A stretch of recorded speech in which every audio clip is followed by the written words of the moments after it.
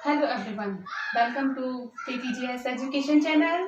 और जैसे कि आप लोगों के कमेंट आ रहे थे कि मैम आप जीएस पर भी आप वीडियोस बनाइएगा, तो उसी में ही हम एक बायोलॉजी का एक महत्वपूर्ण टॉपिक लेकर आए हैं, उत्सर्जन। यानी कि उत्सर्जन के बारे में हम जानेंगे, जिसके हम एक्सप्रेशन भी कहते हैं, और इसके बारे में हम संपूर्ण जानकारी जानेंगे। अगर हम इस टॉपिक की बात करें तो एग्जाम की दृष्टि से ये बहुत ही महत्वपूर्ण टॉपिक है और अक्सर इसमें से क्वेश्चन पूछ लिए जाते हैं। तो हम उन्हीं पॉइंटों के बारे में बात करेंगे जो हमारे एग्जाम के लिए हेल्पफुल होने वाले हैं। चलिए हम अपने टॉपिक पे चलते हैं। बात हो रही है यहाँ उत्सर्जन की। तो उत्सर्जन होता क्या है? जैसे कि उत्सर्जन के बारे में हम जानते हैं, जो भी आपके जो अपशिष्ट यानी कि खराब पदार्थ जो आपके शरीर से बाहर निकलते हैं, उसे हम वह क्या कहलाता है? वह उत्सर्जन कहलाता है। जैसे अब जो अपशिष्ट पदार्थ क्या होते हैं, जैसे कि अनपचा भोजन हुआ, पेशाब हुई, पसीना, बलगम और जो CO2 यानी ये जो ये अपशिष्ट या जो फालतू पदार्थ है, और इन्हें निकालना भी हमारे शरीर के लिए आवश्यक होता है। तो जो ये जो खराब पदार्थ जो निकालने के जो बाहर निकलते हैं, इसी को हम क्या कहते हैं? उत्सर्जन कहते हैं। अब आती है, अच्छा, जो ये निकालते हैं और इसे जो ये जो अंग इसे जो निकालते हैं, उसे हम कहते हैं उत्सर्जी अंग कहते हैं। यानी कि जिन अंगों से ये निकलते हैं उसे हम क्या कहते हैं? उत्सर्जी अंग कहते हैं। मैं आपको एक एग्जांपल के तौर पे बताती हूँ। जैसे क्लास चल रही है, अब क्लास में कोई लड़का है, शैतानी कर रहा है ना? तो अब हम क्या करेंगे? अब हमसे क्या बोलेंगे? या तो हम उससे चुप करने की बोलेंगे, या हमने क्या बोला उससे कि जाओ क्लास से बाहर निकल जाओ। तो जो मैंने जो निकालने की जो प्रक्रिया हुई, वो क्या हुई? तो ये क्या कहलाई? उत्सर्जन। ठीक है। और जो मैंने जो क्रिया की, वह क्या की? वो क्या कहलाई? उत्सर्जी क्रिया। यानी बाहर निकालने की प्रक्रिया उत्सर्जी कहलाई। और जो निकला, यानी कि जो बच्चा जो उधम मचा रहा था, शोर मचा रहा था क्लास में, जो वो निकला, तो वो क्या कहलाया? उत्सर्जी पदार्थ। तो उम्मीद है आपको समझ में आ रहा होगा एक आसान भाषा में। तो इसी प्रकार हमारी बॉडी में भी हमारे अपशिष्ट पदार्थ बनते हैं। अनपचा भोजन होता है, पेशाब है, पसीना है, बलगम है, CO2 है। तो इनको भी निकालने के लिए क्या है? ये हमारे बॉडी के लिए निकालने के लिए बहुत ही जरूरी होते हैं। तो आप अच्छे से समझ रहे होंगे। और जो जिन अंगों से ये निकल रहा है, तो उसे हम क्या बोल रहे हैं? उत्सर्जी अंग कहलाते हैं। अब जानते हैं हमारे कौन कौन से, हमारे जो बॉडी में कौन कौन से अंग हैं। अगर हम बात करें तो अगर बात करें अपनी बॉडी में, हमारे 5 ऐसे अंग हैं जहां से उत्सर्जन होता है। जैसे कि पहले अगर हम बात करते हैं तो पहला आपका है त्वचा। त्वचा, जैसे कि आप चल ही रहा है, गर्मी का मौसम है, तो गर्मी में आप देखते होंगे पसीना। तो जो हमारी त्वचा से क्या निकल रहा है? तो जो त्वचा से क्या निकलता है? पसीना निकलता है। इसी के साथ ही सीबम। अब ये सीबम क्या होता है? जैसे कि आप जब सुबह उठते हैं ना, सुबह उठते हैं तो आप देखते होंगे आपकी जो नाक के इधर आसपास जो ऑयली जो चिपचिपा पदार्थ होता है, उसे हम बोलते हैं सीबम। इसके साथ ही अगर बात करें, हमारी त्वचा से नमक भी निकलता है। अब नमक कह रहे होंगे, जब आप स्किन को उसको टेस्ट करेंगे तो आपको नमकीन सा लगेगा। या फिर आप देखेंगे, जैसे कि आप कोई शर्ट या वो पहनते हैं तो साइड में वो काला काला स्पॉट से पड़ जाते हैं, तो वो नमक के कारण ही पड़ते हैं। तो आपको समझ में आ रहा होगा। अगर हम बात करेंगे नेक्स्ट अपने उत्सर्जन अंग की, तो वो हमारे हैं फेफड़े। अब फेफड़े हमारा क्या करते हैं? तो फेफड़े का क्या कार्य होता है? ये क्या करते हैं? CO2 का उत्सर्जन करते हैं। इसके साथ ही हम बात करेंगे ये वाष्प। अब ये वाष्प क्या है? वाष्प की बात करें तो जैसे कि सर्दियों के मौसम होता है, तो आप जब हवा मतलब जब बात कर रहे होते हैं, या जो सांस वो बाहर छोड़ रहे होते हैं, तो वो एक धुआं सा निकलता है, उसको ही हम वाष्प कहते हैं। तो वाष्प का हमारा उत्सर्जन होता है। किसके द्वारा होता है? फेफड़ों के द्वारा होता है, क्योंकि प्रेशर से हम देते हैं तो फेफड़ों के द्वारा ही निकलता है। इसके साथ ही बात करें बलगम। बलगम की तो देखते होंगे, जो आपके यहाँ खराश या जो भी होता है, तो जो प्रेशर से जो इधर होता है, तो ये फेफड़े के द्वारा ही इसका उत्सर्जन होता है। इसके साथ ही अगर हम बात करेंगे यकृत, जो नेक्स्ट अगर हम बात करेंगे अपने अंग की, वो है हमारी बड़ी आंत। तो बड़ी आंत क्या होती है, जिसे हम लार्ज इंटेस्टाइन बोलते हैं। ये क्या करती है, जो हमारा अनपचा जो भोजन होता है, यानी कि हमने खाना खाया, भोजन किया, और भोजन में जो हमारी जो मिनरल्स होते हैं, प्रोटीन विटामिन होते हैं, उनको वो ऑब्जर्व कर लेता है, और बाकी का जो वेस्ट होता है यानी अपशिष्ट जो पदार्थ होता है वो लैट्रिन के थ्रू निकल जाता है, जिसे हम क्या बोलते हैं, काइल भी कहते हैं। अगर हम अगले की बात करेंगे, लिवर। अगर लिवर की हम बात करें, ये क्या करता है, लिवर में हमारा क्या करता है, अमोनिया बनता है। जो अमोनिया को ये क्या करेगा, यूरिया में परिवर्तित कर देता है। तो अमोनिया को क्या करता है, यूरिया में परिवर्तित करके ये किस में ले जाता है, किडनी में ले जाता है। इसी के साथ ही अगर हम इसका करें, जो हम भोजन करते हैं, तो भोजन में हमें क्या होता है, आपके प्रोटीन विटामिन मिनरल्स होते हैं, वसा भी होता है। तो यूरिया का एक और कार्य होता है, ये क्या करता है, ये वसा का भी पाचन करता है। अगले हम अगर बात करेंगे वृक्क यानी कि किडनी, ये क्या करता है, ये अगर हम बात करें, ये जो वृक्क है, वृक्क हमारा मुख्य उत्सर्जी अंग कहलाता है। अगर बात की जाए, ये क्या करता है, ये यूरिया को क्या करता है, यूरिया का उत्सर्जन करता है, यानी कि यूरिया, और यानी पेशाब यूरिन का भी ये क्या करता है, उत्सर्जन करता है। अब हम यहाँ बात करें उत्सर्जन की, तो उत्सर्जन में हम अगर बात करें, जो हमारा जो महत्वपूर्ण जो अंग है, वैसे तो हमारे सारे हैं, मगर हम बात करें त्वचा, फेफड़ा, और जब हम श्वसन तंत्र पढ़ेंगे तो उसमें हम जानेंगे, फेफड़े के बारे में जानेंगे, और जब हम पाचन तंत्र पढ़ेंगे तो पाचन तंत्र में बड़ी आंत के बारे में जानेंगे।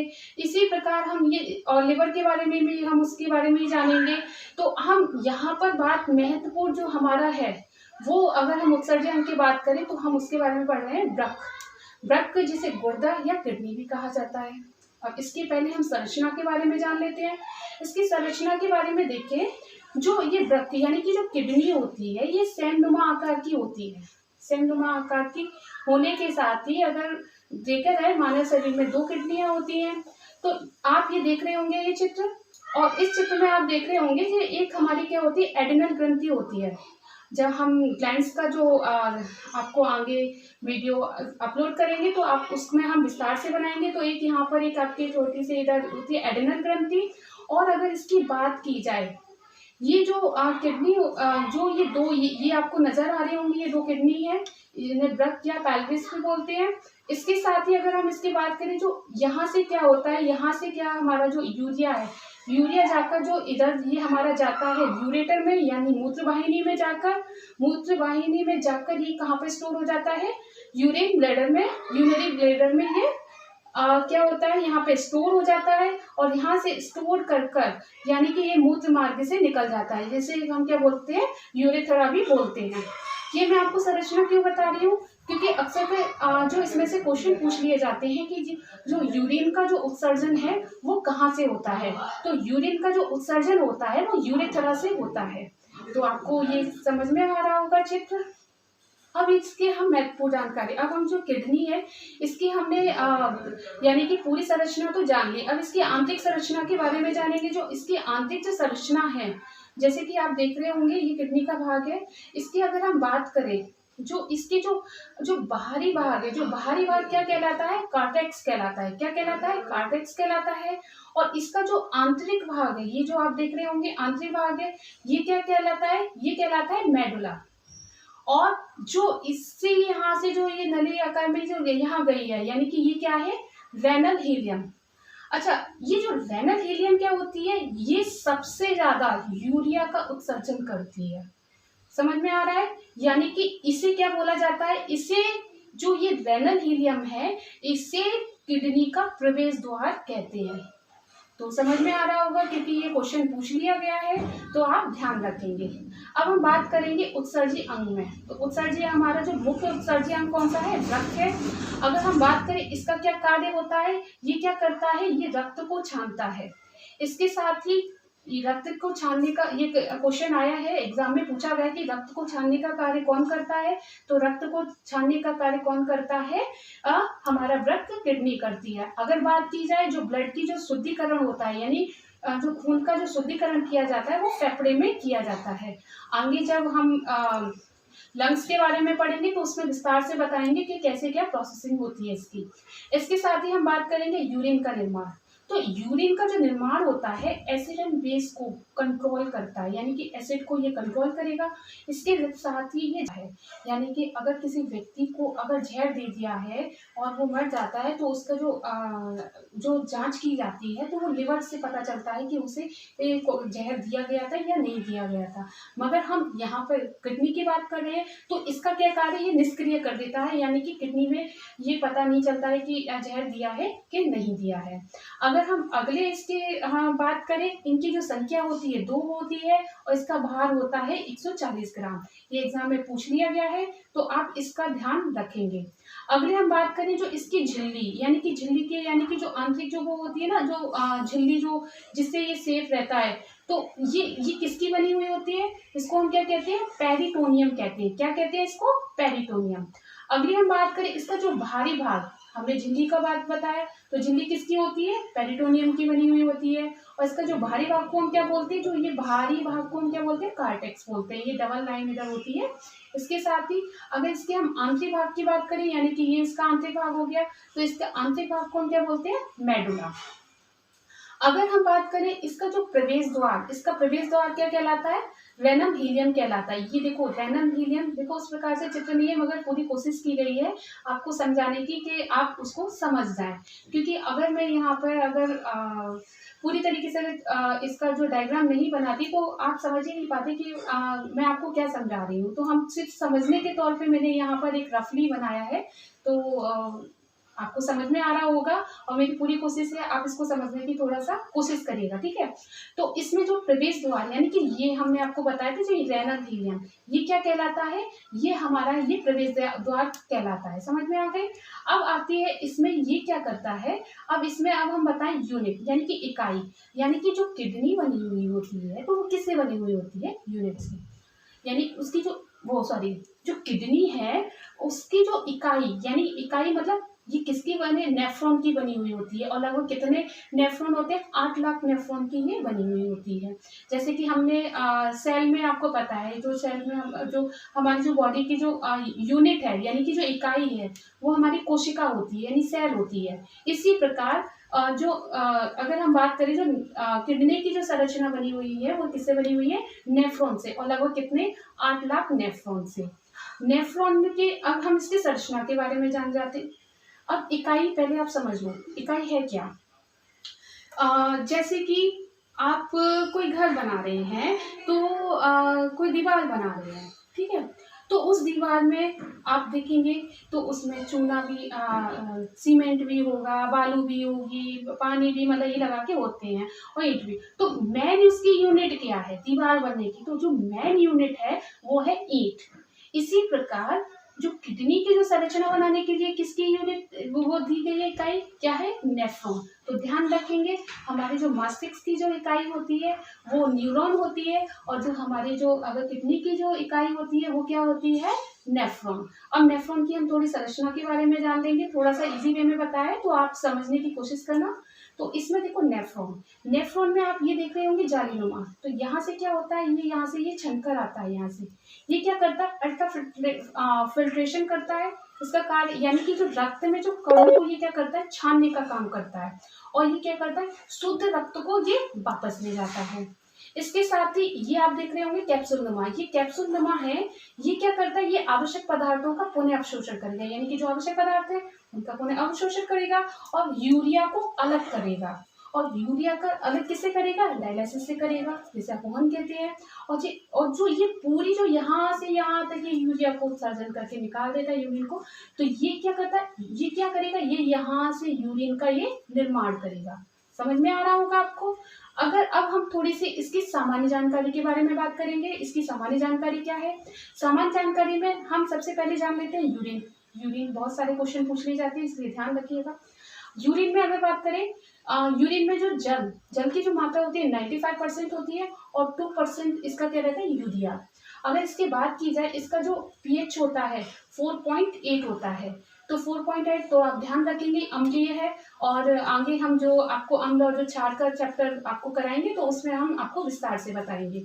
अच्छा, इसका जो स्वभाव होता है अम्लीय होता है, जैसे कि मैंने अभी बताया था। इसके साथ ही इसका जो जो रंग होता है, यानी कि जो यूरिन का जो रंग पीलापन होता है वो किसके कारण होता है? यूरोक्रोम के कारण होता है। ये पूछ लिया गया है, ध्यान रखेंगे।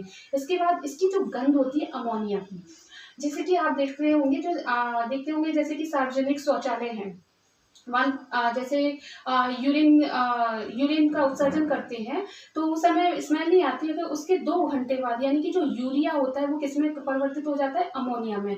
तो जो अमोनिया में परिवर्तित होता है, जो गंध देखते हैं सार्वजनिक शौचालय या आप देखते होंगे ज्यादातर, तो जो स्मेल आती है शौचालयों में, तो वो किसकी आती है? अमोनिया की आती है। और ये क्वेश्चन पूछ लिया भी गया है, तो आप ध्यान रखेंगे। अच्छा, इसमें अगर हम बात करें, यानी कि मनुष्य दिन भर में लगभग कितना यूरिन उत्सर्जन करता है? तो लगभग करता है 1.5 लीटर क्या करता है? यूरिन उत्सर्जन करता है। इसके साथ ही यूरिन में जो जल यानी सोडियम की मात्रा अगर बढ़ जाने पर कौन सा रोग हो जाता है? एडिशन रोग हो जाता है। इसके साथ ही अगर बात करें, जो रक्त में यूरिया का स्तर सामान्यतः 20 से 40 mg यानी कि 100 ml स्तर बढ़ने पर कौन सा रोग हो जाता है? यूरीमिया। अब हम किडनी की जो महत्वपूर्ण जो अक्सर जो बीमारियां हैं उनके बारे में जानते हैं, जैसे कि स्टोन। अब जो आपने देखा होगा पथरी हो जाती है, जैसे किडनी में हो जाती है, तो वो किसके कारण होती है? तो कैल्शियम ऑक्जेलेट की मात्रा अधिक होने के कारण क्या होती है? स्टोन, जो किडनी में जो पथरी जो बन जाती है वो किसके कारण होती है? कैल्शियम ऑक्जेलेट की वजह से होती है। और ये एग्जाम में भी पूछ लिया गया है, तो ध्यान रखेंगे। अब बात करेंगे यूरेनिया। यूरेनिया क्या होती है? जब हमारी जो किडनी में अमोनिया की मात्रा बढ़ जाती है, तो जब अमोनिया की मात्रा बढ़ जाएगी, ये आप एरो देख रहे होंगे, ये बढ़ने का साइन दे रहा है, और जो जब बढ़ जाएगी तो वहाँ कौन सा रोग हो जाएगा? यूरेनिया। इसके बाद ही गॉड या घटिया रोग आपने सुना होगा। तो जो घटिया रोग होता है, यानी कि जब यूरिन में यानी कि किडनी में जब यूरिक एसिड की मात्रा अधिक हो जाती है, तो कौन सा रोग हो जाता है? घटिया रोग। इसके साथ ही आप देखेंगे जो किडनी खराब, यानी कि कैसे किसी किसी की जैसे किडनी खराब हो जाती है तो ट्रांसप्लांट भी किया जाता है। तो ट्रांसप्लांट जो किया जाता है, जैसे कि अगर देखा जाए एक किडनी है तो व्यक्ति जीवित रह सकता है एक किडनी से। अगर दोनों किडनी खराब हो जाए तो उसके चांसेस कम बनते हैं। अब मान लो किसी व्यक्ति की एक किडनी खराब है और अगर वो किसी मृत व्यक्ति की किडनी अगर उसको मिल रही है, तो लगभग यानी कि जो मृत व्यक्ति है उसे जो 48 घंटे तक, यानी कि 48 घंटे के अंदर, यानी जो मृत व्यक्ति की जो डेड बॉडी से वो किडनी ट्रांसप्लांट करवा सकता है, यानी कि वो ले सकता है। इसके साथ ही अब इसके हम बारे में बात करेंगे मुख्य उत्सर्जी पदार्थ। मुख्य उत्सर्जी पदार्थ क्या होते हैं? यानी कि कौन से जो हमारे पदार्थ हैं और कहाँ से ये उत्सर्जन होते हैं। तो इसके बारे में हम जानेंगे, जैसे कि पादप और पेड़। पादप यानी कि प्लांट, यानी पेड़, यानी कि आप जैसे कि उसको पेड़ को काटते हैं या आप कुल्हाड़ी मारते हैं, तो उसमें एक चिपचिपा लिसा सा जो पदार्थ निकलता है, जो लिसा जो पदार्थ निकलता है वो लासा यानी कि गोंद होती है, उसको गोंद बोलते हैं। समझ में आ गई? तो ये पदार्थ निकलता है किसमें से? पादप और पेड़ से। अच्छा, यूरियोटैलिक पदार्थ, जो यूरियोटैलिक जो पदार्थ निकलता है, जो यूरिया यानी ये क्या करता है? किसका? यूरिया का उत्सर्जन करता है। तो ये जो यूरिया का उत्सर्जन कौन करते हैं? स्तनधारी होते हैं, यानी कि मानव हुए, पशु हुए, है ना। और इसमें एक और कौन आते हैं? मेढक और उभयचर। अच्छा, उभयचर आया तो उभयचर के बारे में आप जानते होंगे, यानी कि जो पानी यानी जल और कहाँ पर स्थल दोनों में ही रहते हैं, तो वो क्या कहलाते हैं? उभयचर। अब हम बात करेंगे नेक्स्ट यूरिकोटैलिक। अच्छा, यूरिको जो टैलिक जो पदार्थ जो किसमें से निकलता है? ये क्या निकलता है इसमें? Uric acid. अच्छा, यूरिक जो एसिड निकलता है वो किसमें से निकलता है? पक्षी और सरीसृप। अच्छा, सरीसृप क्या होते हैं? यानी कि जो रेंगने वाले, जैसे सांप हुआ, मगरमच्छ हुआ, तो ये रेंगने वाले हैं। तो इनमें से कौन सा ये पदार्थ उत्सर्जन करते हैं? यूरिक एसिड का। अच्छा, अमेनोटैलिक यानी कि अमोनिया का जो उत्सर्जन कौन करता है? वो करता है हमारा मछली हुआ, प्रोटोजोआ हुआ, टैडपॉल, तो ये सब क्या करते हैं? अमोनिया का उत्सर्जन करते हैं। अगली हम बात करेंगे ग्वानोटैलिक।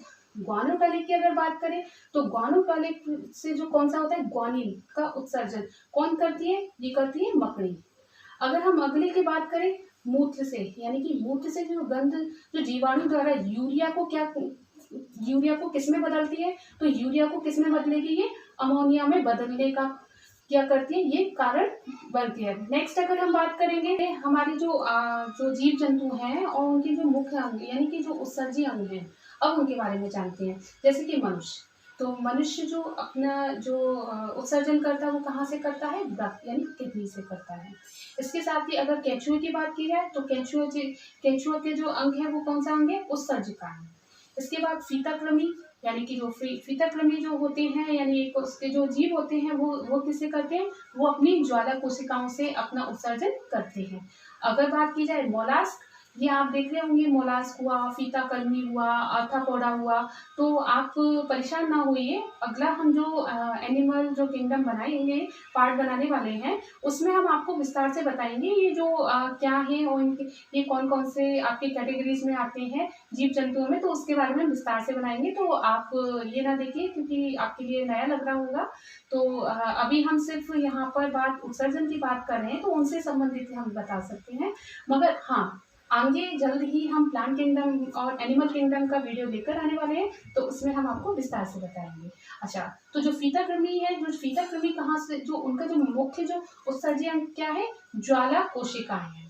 इसके साथ ही अगर बात करें मोलास्क, जो मोलास्क क्या करते हैं, ये कैवर का होता है यानी कैवर्स ऑर्गन के द्वारा उत्सर्जन ये करते हैं मोलास्क। इसके बाद बात की जाए आर्थ्रोपोडा, जो आर्थ्रोपोडा जो करते हैं वो करते हैं मैल्पीघियन नलिकाएं होती हैं, यानी कि जो आर्थ्रोपोडा जो संघ के जो जीव जंतु होते हैं वो किसका उत्सर्जन करते हैं, मैल्पीघियन नलिकाओं के द्वारा ये उत्सर्जन करते हैं। तो उम्मीद है आपको यह टॉपिक बहुत ही पसंद आ रहा होगा, क्योंकि बहुत ही आसान शब्दों में इसको समझाने की कोशिश की है। और अगर आपको यह वीडियो अच्छा लगता है तो कमेंट कर बताइए, और आप चाहते हैं कि आगे ही इस पे हम और जो अगला जो इससे संबंधित जो और भी टॉपिक हैं उन पर बनाए, तो कमेंट करके बताइएगा और साथ ही लाइक और सब्सक्राइब भी करिएगा। धन्यवाद।